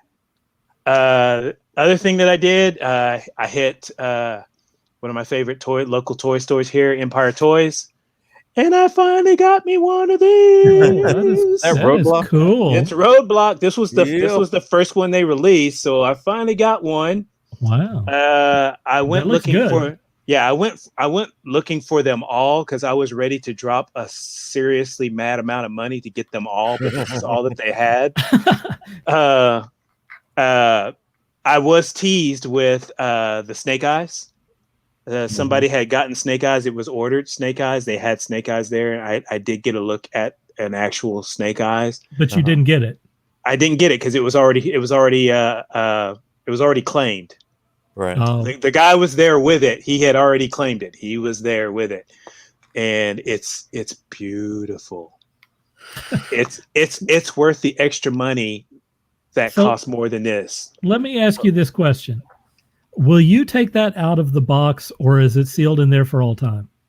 I will take it out of the box. All right, that's what I. Blasphemy. That's what I like to hear. but I will take care of the box, of course. Mm-hmm. So. It's coming out of the box because this is going to be I'm going to use it as if it's one of these. So good job. Oh yeah, good job. Okay. So, yeah. So that's about it. Yeah. Oh, and I've gone back and I've rewatched all 5 seasons of the Teen Titans cartoon series. Really? Now, wait a minute. Are you talking about the original Teen Titans, or are you talking about Teen Titans Go? We do not mention Go in this. Okay. Thank you. Thank you very much. I can agree with that one. I went back and watched the original, because the series was the original series was really good. The original series is really good. My favorite seasons are Hello, Maxine. Are the 3rd and 4th seasons. The 3rd and 4th seasons, like the Trigon and the what do you call it? The oh crap, I can't remember the group. The one with the Blood or whatever his name was. Those 2 seasons are really strong. The 5th season is really fun because it basically features Beast Boy, and we get a bunch of low tier heroes at the end who come in and save the day. Yeah, and that's the most fun season, but the 3rd and 4th season are my favorite seasons. Murphy, I'm going to get to your text here in a minute. Scott Prime says both are good. No, both Teen Titans, he says, are good. No. He likes both. No. That is an unusual opinion you have there. You're completely wrong in that. Were you trying to come up with Brother Blood? Brother Blood, yes. Scott, he's not even here, and Scott with the win on that. Good job, brother. Okay, back to HBO Max. What about Raised by Wolves? He said, have you seen that, Walt? I haven't watched that one yet. That's one of my that's on my list for this week. It looks interesting. I think someone I know made a comment about this show earlier this week, and he said it was a really, really good show. So I think I'm going to watch that next. Start watching it next. Let me open this up to Shawn. Shawn and I watched the first episode because it's available right now on YouTube. If you want to watch the first episode and see what's going on, you can just go to YouTube and watch it for free. which is what Shawn and I did. Shawn, what was your impression of Raised by Wolves? Ridley Scott series. I'm kind of with Murph on this. I really don't know if I like it or don't like it. I'm there too. That first episode was interesting. It set a cool foundation. Hey, Dad. For Hey, Mom. Hi, Dad. It set a cool foundation for the show, but right. I really don't know if I'm there for it. It was really kind of odd. If I caught another couple episodes to fully understand what they were, trying to do with it, maybe, but being that I don't subscribe to HBO or anything, it's probably not going to happen anytime soon. So maybe if they release it on Prime or Netflix or something, I might catch it. But right. Have they released more than one episode on Max yet? I don't know. I think so. Raised by Wolves, I think they're up to episode 5 or 6. Okay, I'll check it out this week and report back. I'm in the same boat. I watched it, and I'm a big Ridley Scott fan, but I kind of feel, and that it could be wrong, I kind of felt like I didn't know where they were going to go with it, and I wasn't sure that I cared after the first episode. But maybe it's going to get interesting after the second, third, fourth episode. I don't know. Maybe it's going to do like I had that same feeling with Netflix's Sense8. Mm-hmm. Oh yeah, I did too. I remember like the first 3 episodes. I was like, oh, where is this show going? Yeah, where is it going? Please go somewhere. And then we get to the end of the fourth. We get to the end of the 4th episode, and I'm like literally jumping out of my chair cheering. Okay, and I'm like jumping out of the chair. I'm cheering, and I'm like literally cheering, and my dog is looking at me like, "What is your problem?" Okay, well then maybe I should give that another shot. So because I couldn't make it. It's like, what is going on here? Yeah, so I'll watch it, and I'll get through a few episodes, and see if it moves on then, and report back. I think Sense8 is a really good example of that because it's a really good example. I wanted to really like it, and yet I'll say this too. I didn't get into The Expanse until about 3/4 of the way through the first season, and then I was really into it. It's like when all of it came together, I'm like, oh my god, this is amazing. Yeah, Sense8 is at first I was like same way. I really wanted to like it, and there are elements of The Expanse that I thought were really cool, but then I saw where they were going with it, and it started to get very, very interesting. Yeah, Sense8 is the same way. You have to. There's a whole lot of like serious character development, and then you get to that 4th episode toward the end, the last 15 minutes of it, and you are literally like, where's the pom-poms? I gotta. cheer these people on. All right. Shawn, we're going to go to you on blast. I made myself giggle. I need to mute myself. I'm laughing too loud. I don't remember watching or doing anything of any particular note.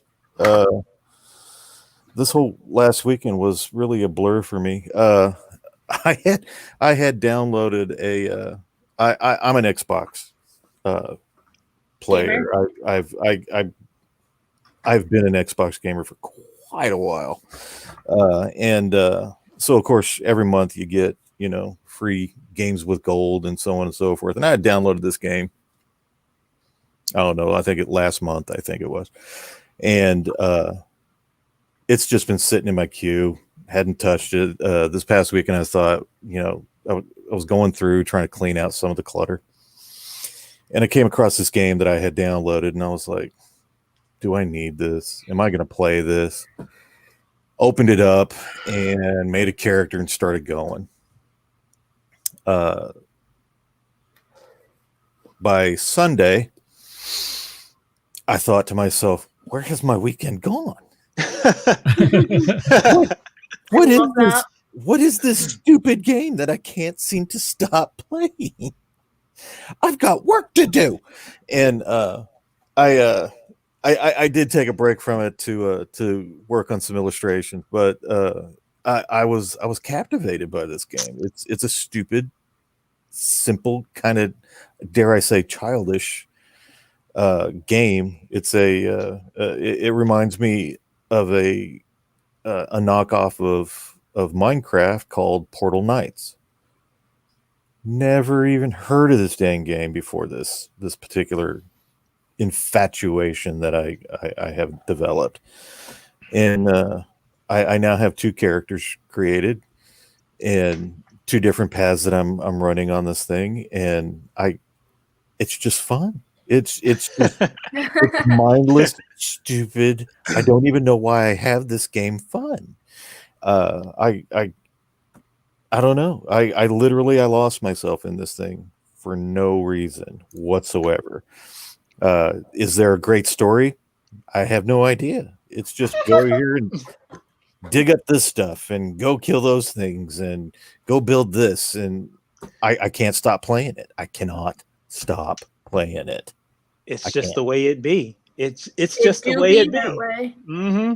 Scott's calling you out. He says, I once saw Shawn play Doom for SNES for like 24 hours. That's 24 hours straight. Yeah, I've done that. He's like, yeah. We've And all also done it. Resident Evil. Let me say even more recently, because that was in the 90s, I believe.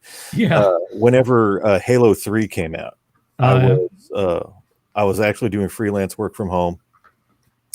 I'd been up all night working on some graphics jobs. I know this is a tangent. I apologize. But It's all good. Halo was coming out that night. They were having a midnight release at Circuit City down the street from my house. And so you were the guy keeping the lights on there. pretty much. And like I said, I'd been working on graphics, designing some logos and some t-shirt graphics and stuff all night. It was about, I don't know, 12:30. And I thought, crap, I completely missed dinner and my stomach's kind of growling. So I went up to the local fast food, grabbed me something to eat. And on the way back, I noticed that the lights were on at Circuit City. They were doing this midnight release. I'll get it later. No big deal. Went on home, ate. Well, if they're open, I might as well go pick it up. What else am I doing? So I went back. I picked up Halo 3. Okay. Got home. Well, I'll load it and just see what's going on, and then I'm gonna head to bed. And I didn't stop playing it. I literally ran through that entire campaign from about 1 o'clock in the morning till I believe it was 11:30 the next day, or later that day. I had enough in me to text my friends who were at work to say, completed the game, going to bed now, bye. And,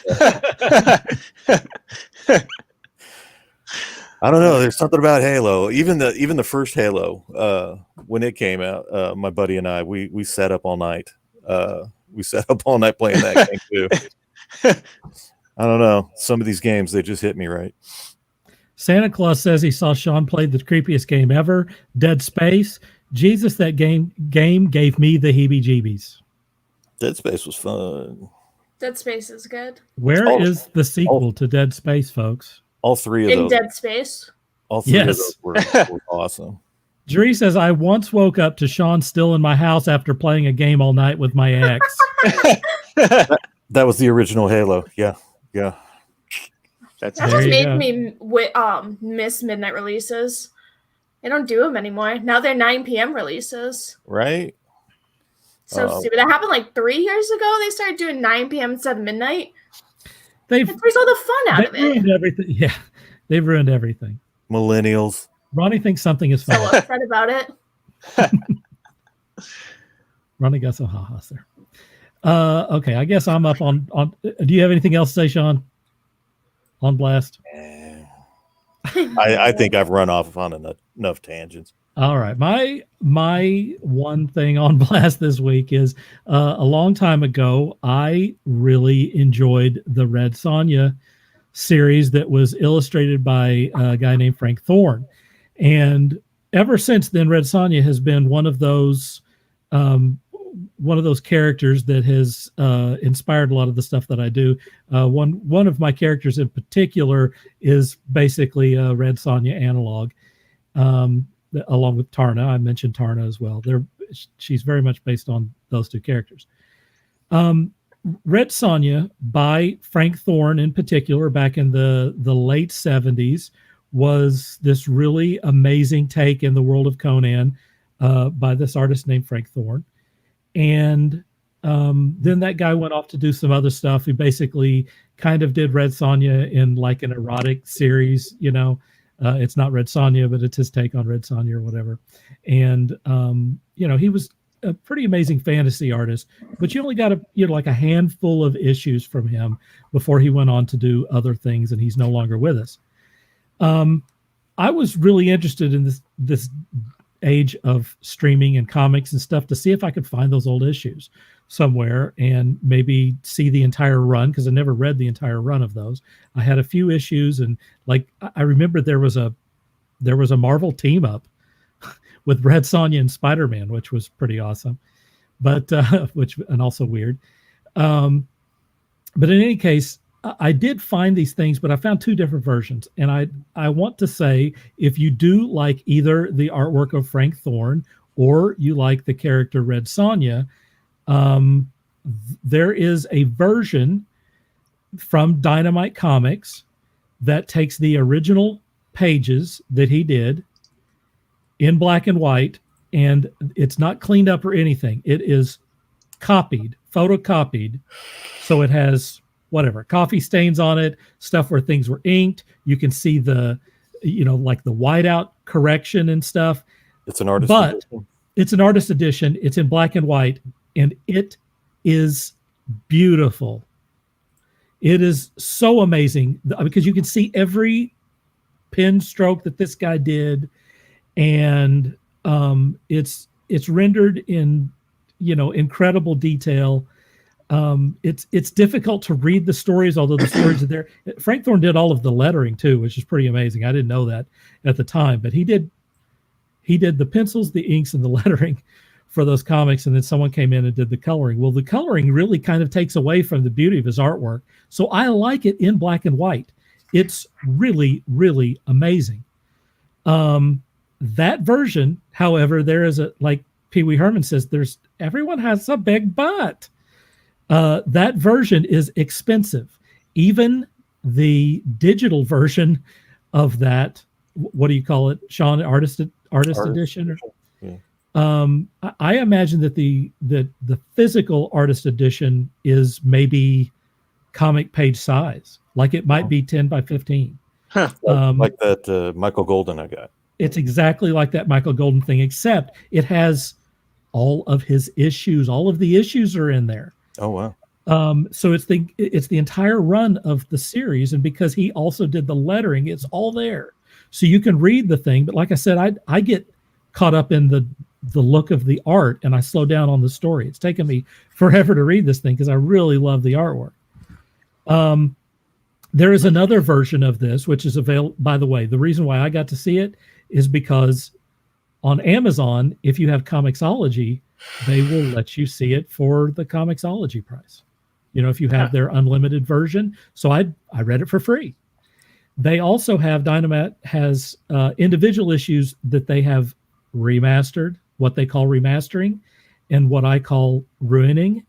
They have, I don't know, it's like they didn't scan it. I don't know. I should show it to Sean and get his opinion on it, because it's like they didn't scan it at the right DPI or something. It's like maybe they cleaned it up. They removed all of, like they had the original stuff, but they removed all of the discolorization and stuff, and it ruined the line work or something. And it's like they had a small child do the coloring. I don't know who did the coloring. It's terrible. I mean, it's really bad. I mean, we've talked about how good coloring in comics can elevate how good the comic is. In this case, it did the opposite. Bad coloring can also ruin a comic. And unfortunately, the colorized versions of those Red Sonja comics by Dynamite ruined the comics. They're really, really bad. Oh. So my suggestion for those of you who like Red Sonja like I do, and wants to see the original thing even better than the Marvel Comics editions that came out in the 70s, is to find that artist edition. And if you have the extra money, it's expensive. It's like about $75. Get the physical thing, because it would be even better. It'd be even better to have it like large size instead of looking at it on a tablet or certainly on your phone or something. So that's my on blast for this week. Dynamite Comics has a great version of those Red Sonja comics. Nice. Marianne says Nintendo still does 12 a.m. releases, but we're closed by then. And Ronnie says that's because we live in a Twilight world. Thank you, Ronnie. All right. Up next, we've got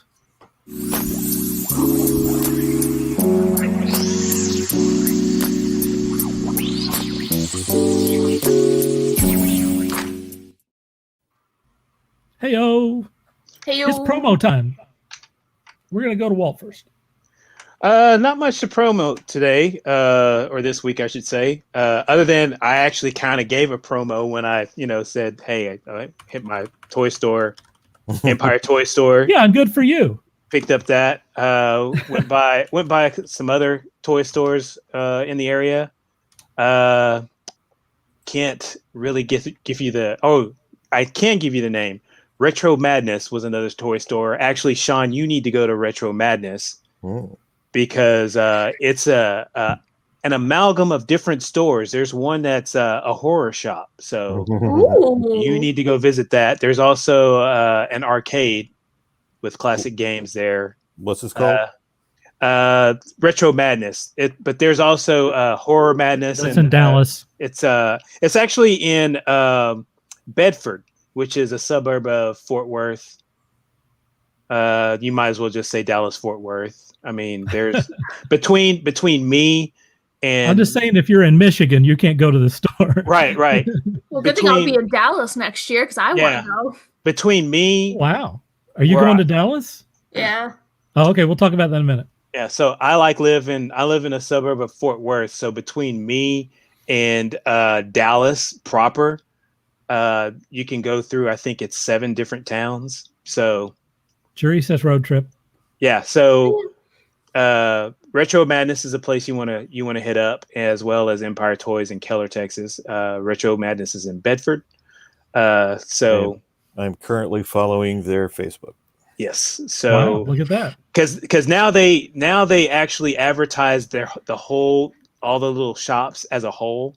Mm-hmm. So yeah, you'll want to go there. Nice. All right, CaseyJane, you're up. You can follow me over at twitch.tv/LittleMissFury and check me out at supershirleygame.com. Quick and simple. Quick and simple. We need to get that on some banners next time. Sounds good. Shawn, give it to us.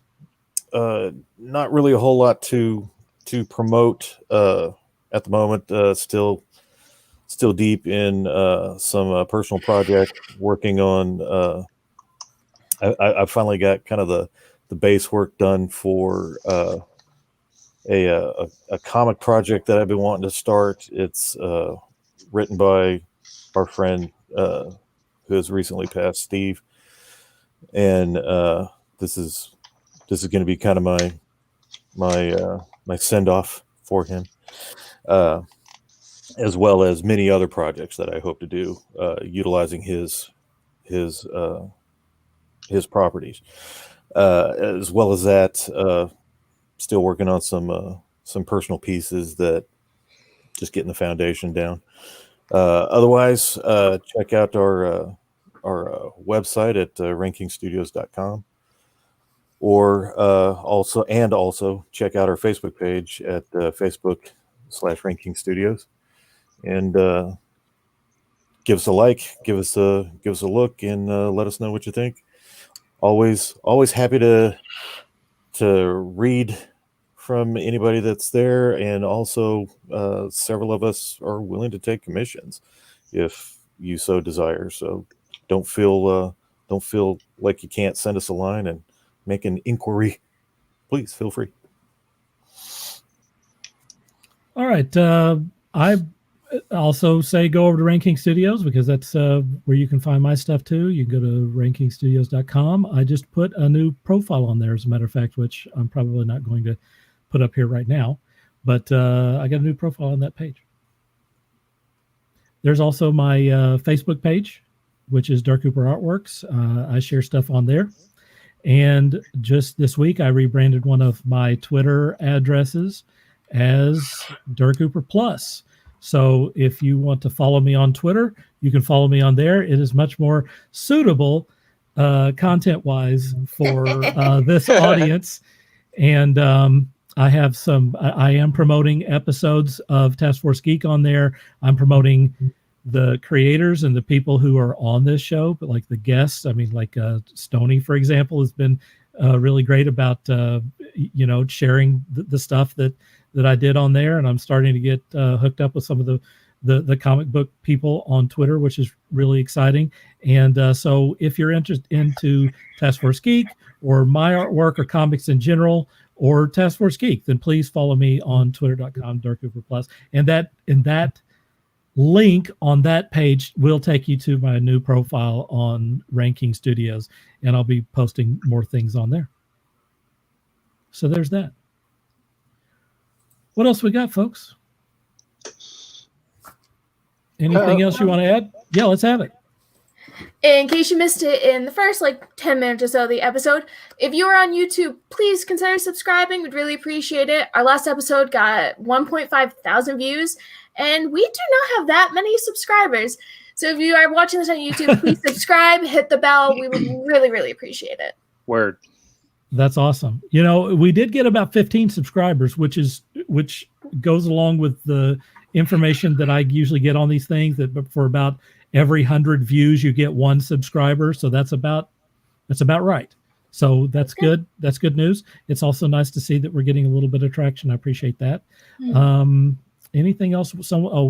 Something that GG said, I might as well put that up there. He says, please publicize your upcoming endeavor into RPG character digital illustration. I'm talking about doing some with GG. I was asking some opinions on maybe doing some fantasy illustrations, particularly for people who are playing role-playing games or something, because I don't know exactly what how that goes. And I've been kind of doing a little bit of research based on how much commissions are running and stuff. And I think that that in some of the amounts line up with about what I would expect to do a piece of artwork like that. So I may be looking into doing commissions of that sort soon. And again, you can get in touch with me on that Twitter address, or you can get in touch with me on my Facebook page or wherever you want to, or through I'm also Dirk at rankingstudios.com.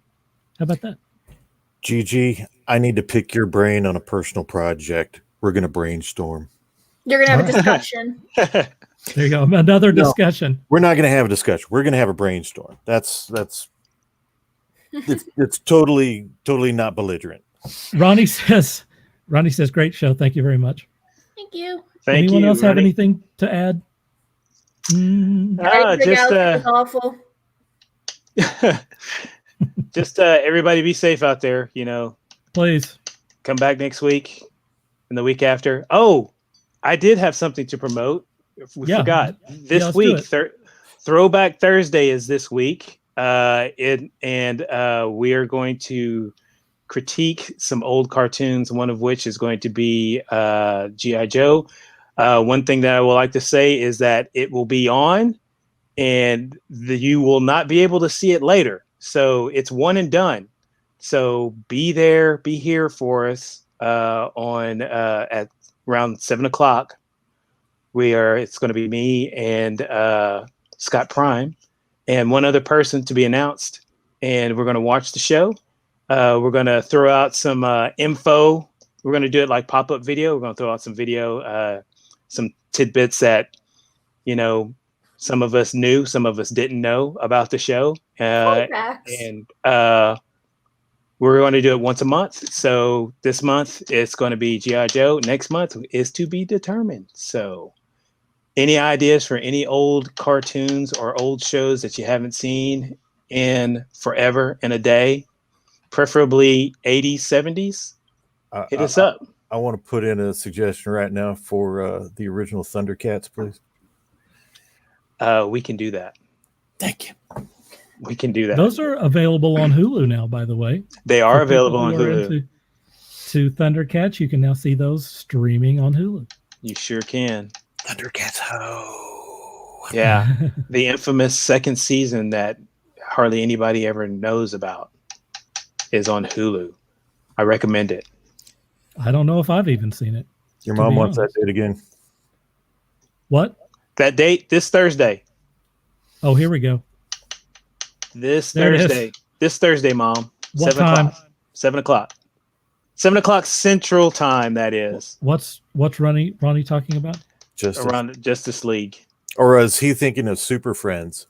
Or are you thinking Super Friends or Justice League? Or we can even go even back further, which I don't have, but I'm looking for the original Filmation Justice League. Yes. I don't know if I've seen those. Oh, they're really cheesy. You have got to see them from the 60s. Your mom says thank you.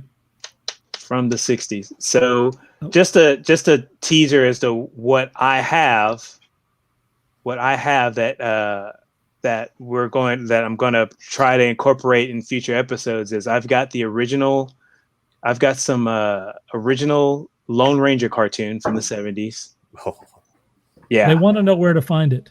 You can find it here on the YouTube channel, mainly on the YouTube channel. I'm going to push the YouTube channel. So it's going to be on the YouTube channel and my Facebook page. So if you're friends with me on Facebook, you can find it there.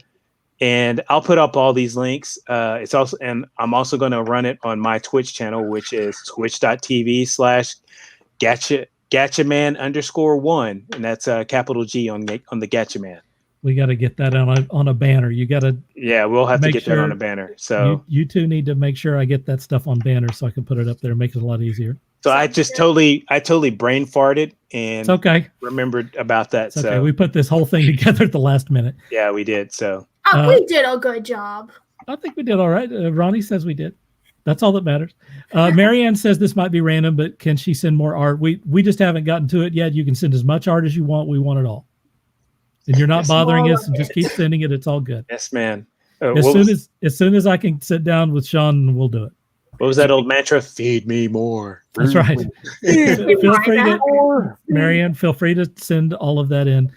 Gigi's kissing up to her moms Aw. as per usual. All right. Anything else, folks? It's what makes him special. It does. He is, if nothing else, he is special.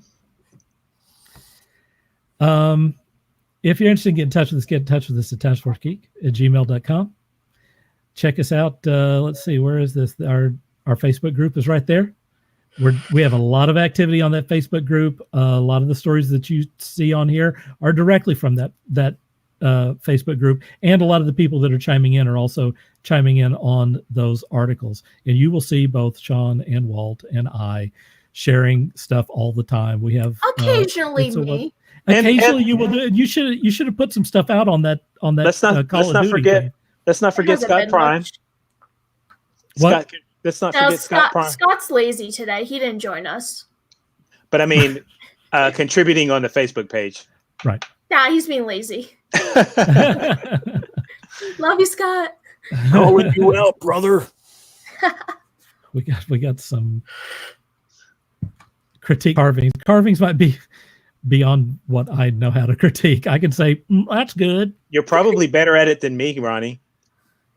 Yeah, I mean, he's probably better at it than almost anyone that would critique on I used to do sculpture when I was in my younger days, but I don't anymore. So I'm not artistically inclined in any form, so.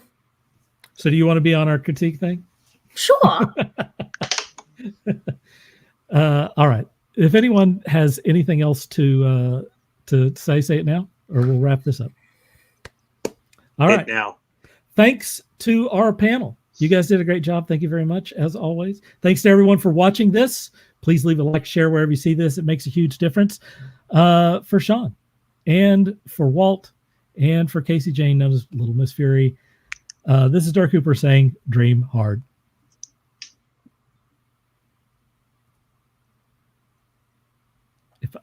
I'm going to get us out of here at some point, I promise.